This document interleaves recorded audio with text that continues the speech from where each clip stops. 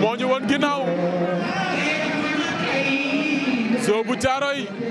moom la ñu jàkkaar lool noonu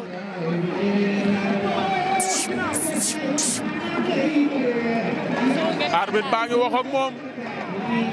Zo bu Caaroy la ñu jàkkaar lool arbitre ba sifflé na Reug Reug bërekat la du la xaar day bëre si écurie Grand Dakar la jógee waa Grand Dakar tey neex leeguñu Sniper dafay daanu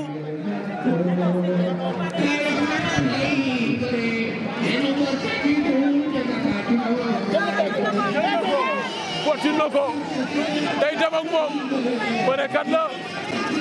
Reug Reug bu Bambey Reug Reug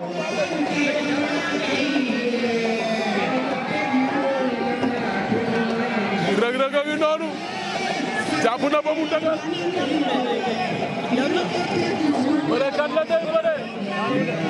Zo yëkkati na ko ba ca kaw doon ci suuf daanoogul la ilaha illallah Reug Reug daan na ko la ilaha illallah allahu akbar bërekat la da ko yëkkati ba ci kaw door ci suuf mu jàpp loxo bërekat la day bëre Zo yëkkati na ko ba ca kaw door ci suuf daanoogul la ilaha illallah Reug Reug daan na ko